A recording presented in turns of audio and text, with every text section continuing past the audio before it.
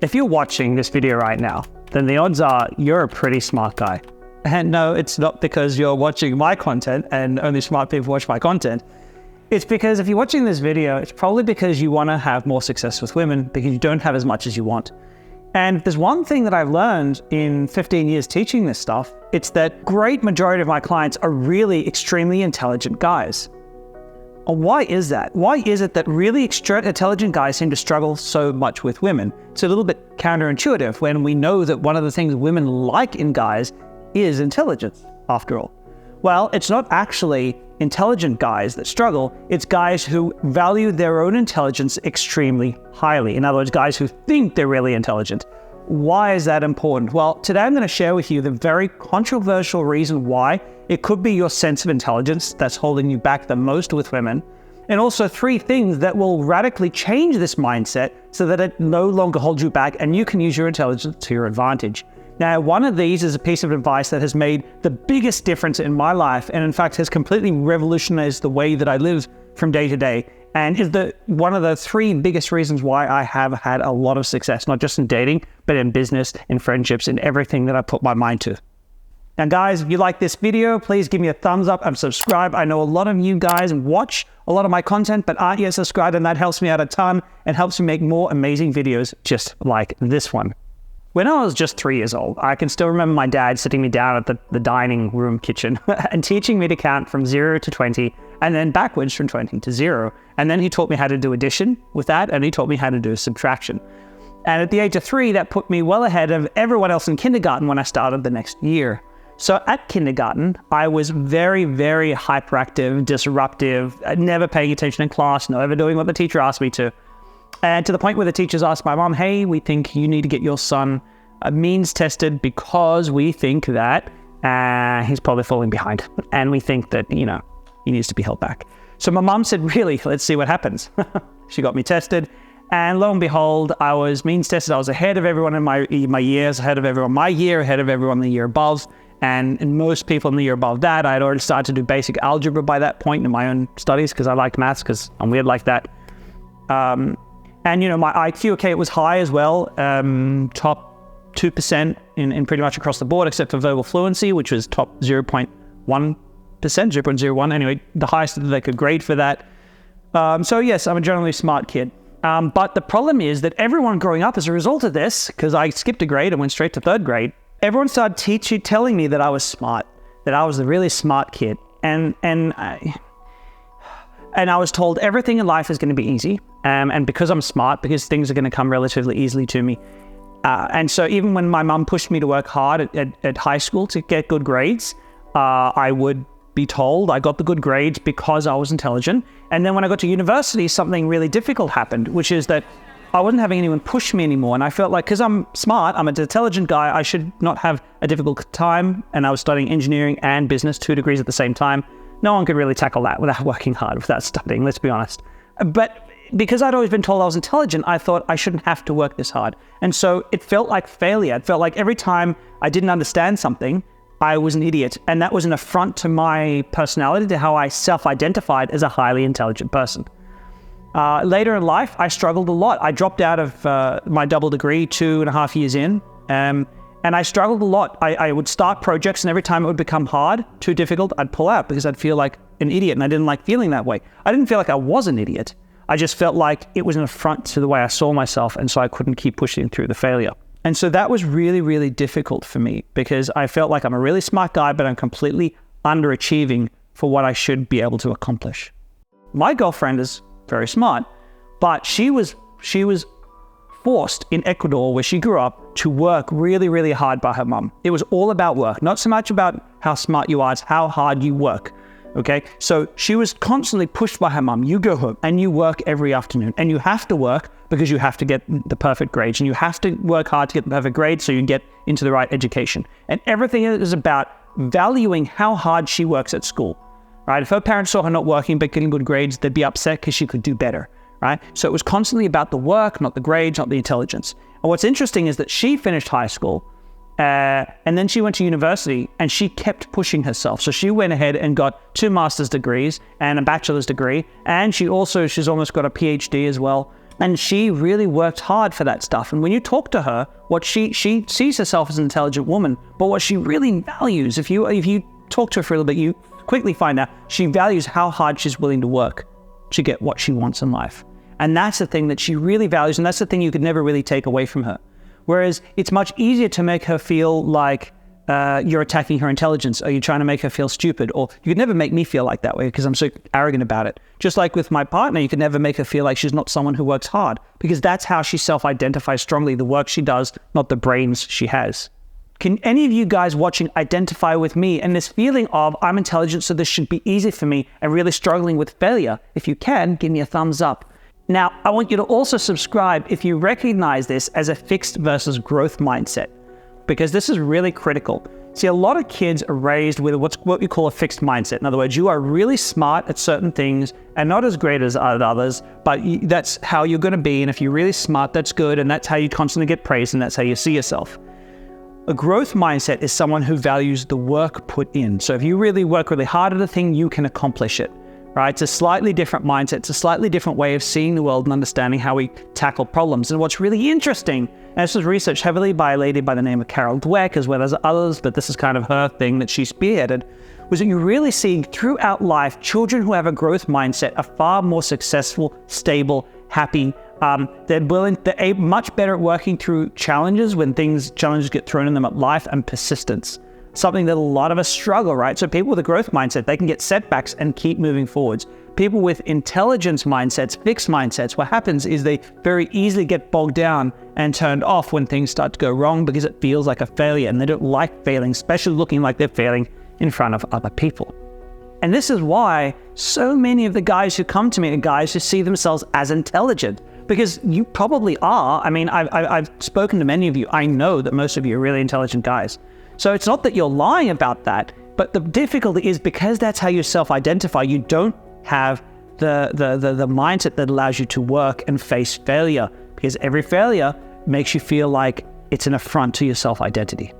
On top of this is also the Dunning-Kruger effect, which you've probably heard of before as well, which is the idea is that less competent people or less intelligent people are less aware of how much they don't know in a given topic. So they'll rush in like a bull and just start tackling, whatever, I can do this is easy, because they don't realize just how much they don't know.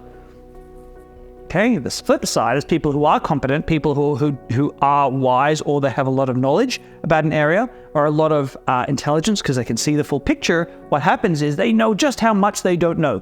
And so now the task that seemed easy to the less competent person feels much more overwhelming to the more competent or to the more intelligent person. And that's another reason why the dating stuff feels so overwhelming to us, because we think of everything, we see every angle, and we have a horrible habit of overcomplicating.